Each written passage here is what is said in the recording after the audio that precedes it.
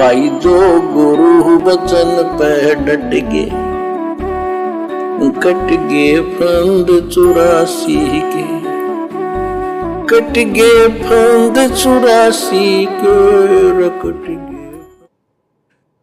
एक का दिन आवंत कपट चातुरी छोड़ के, शरण कबीर गहंत।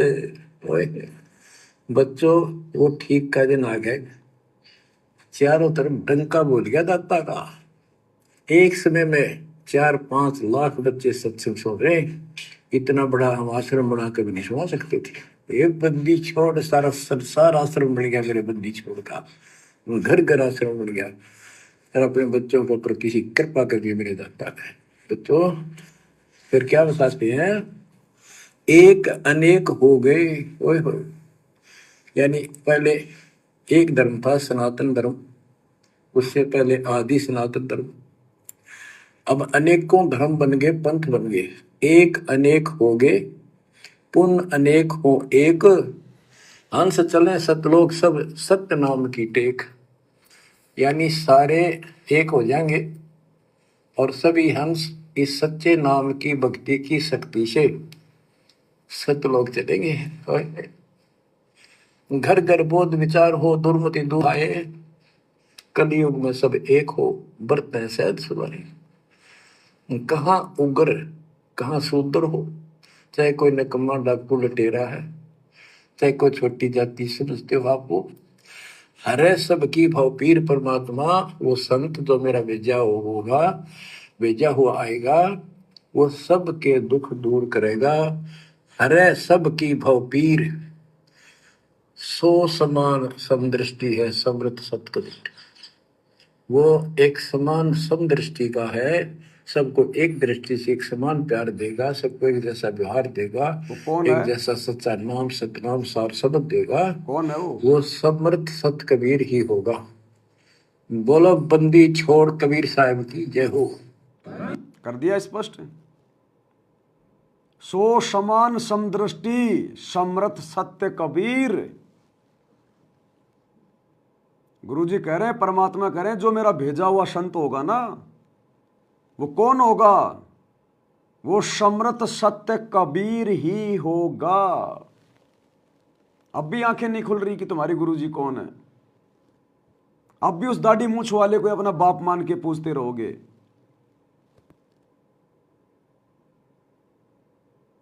पहचानो अपने गुरुजी को। यही तो चाहते हैं गुरुजी, अपनी पहचान करवाना कि अपने गुरु को परमात्मा मान लो, भगवान मान लो, कबीर मान लो। नकली कबीर को घर से निकाल दो। आपके घर पे दरबार में केवल आपके गुरुजी की फोटो होनी चाहिए, दूसरी किसी की नहीं। तब तो आप जी पतिव्रता आत्मा हो, नहीं तो व्यभिचारिणी भक्ति कर रहे हो, वैश्य भक्ति।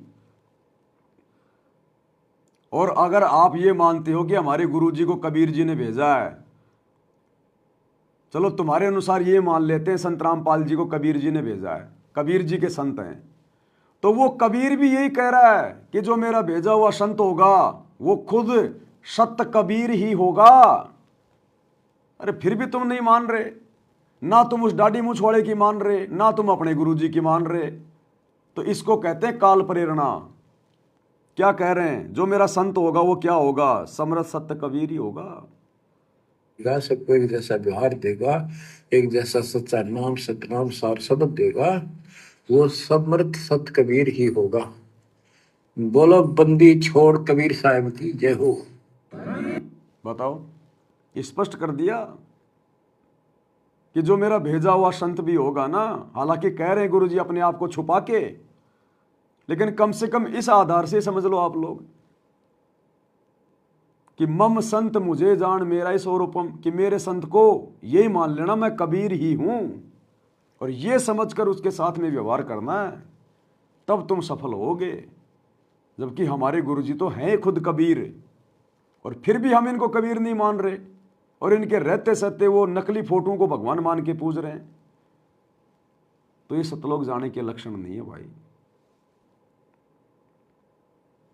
एक जैसा सच्चा नाम सतनाम सार शब्द देगा, वो समर्थ सत कबीर ही होगा। बोलो बंदी छोड़ कबीर साहब की जय हो।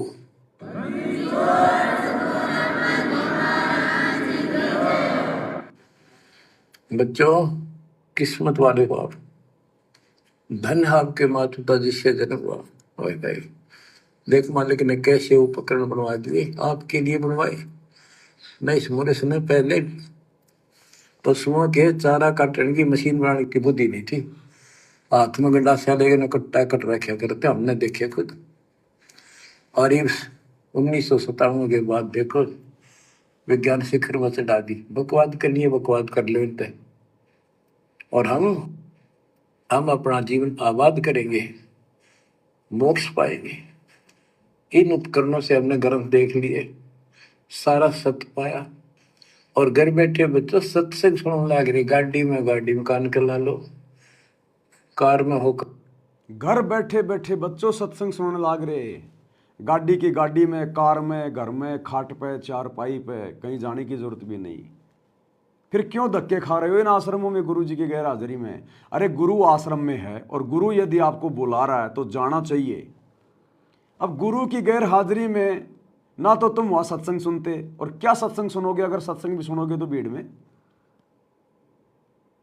तो गुरु कह रहे बच्चों घर बैठे सत्संग सुनने लाग रहे,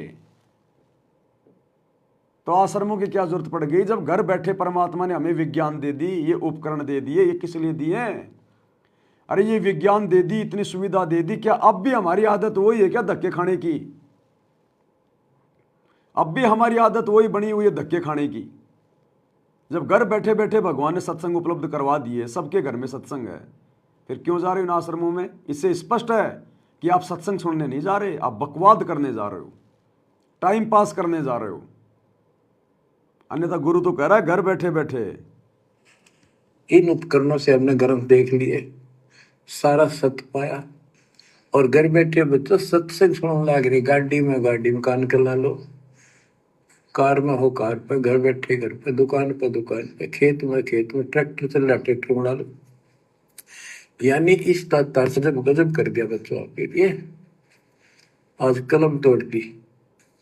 पुण्यात्माओं, परमात्मा आपको मोक्ष दे, अपने चरणों में रखे, सदा सुखी रहो। इस मालिक ने पहचान लो तुम। क्या कह रहे हैं? इस मालिक ने पहचान लो तुम।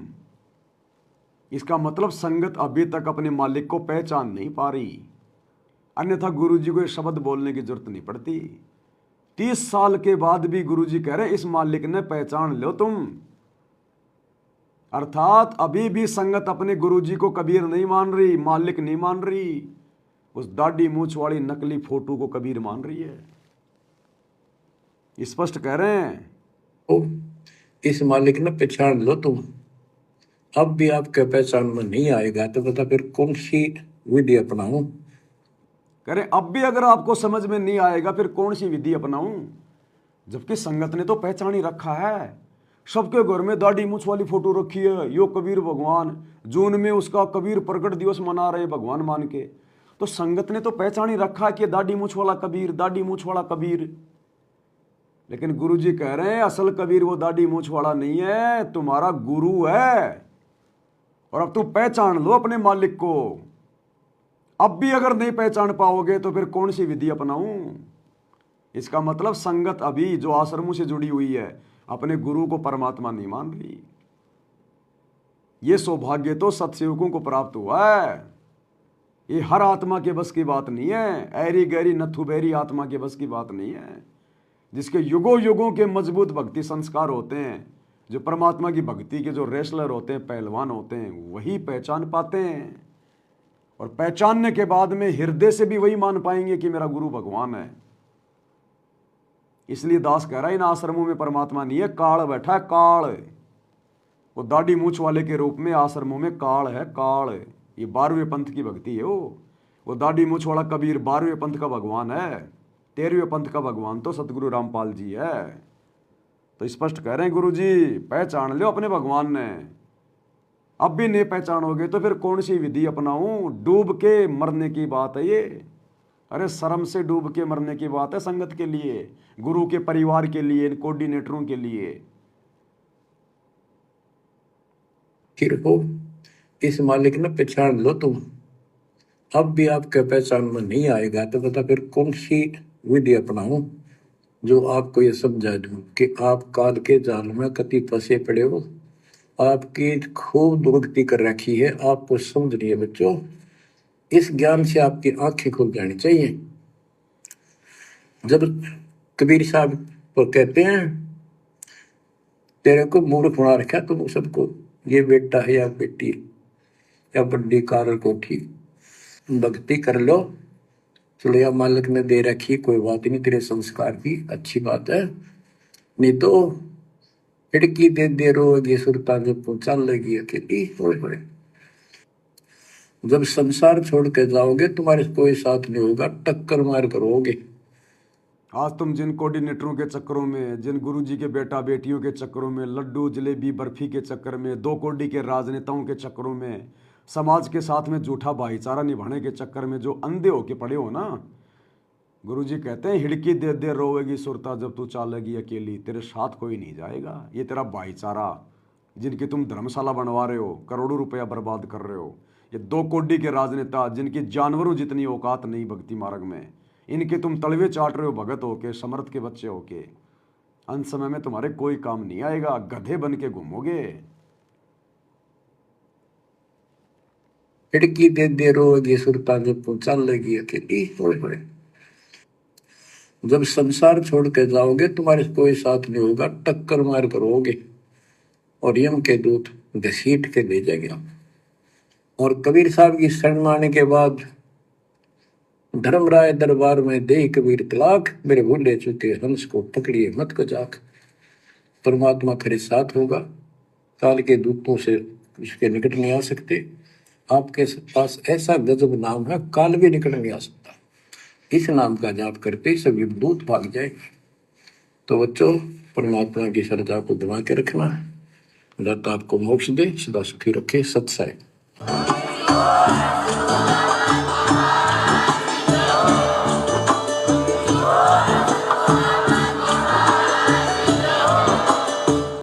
भाई जो गुरु बचन पे डट गे, कट गे फंद 84 के, कट गे फंद 84 के, कट गे फंद 84 के।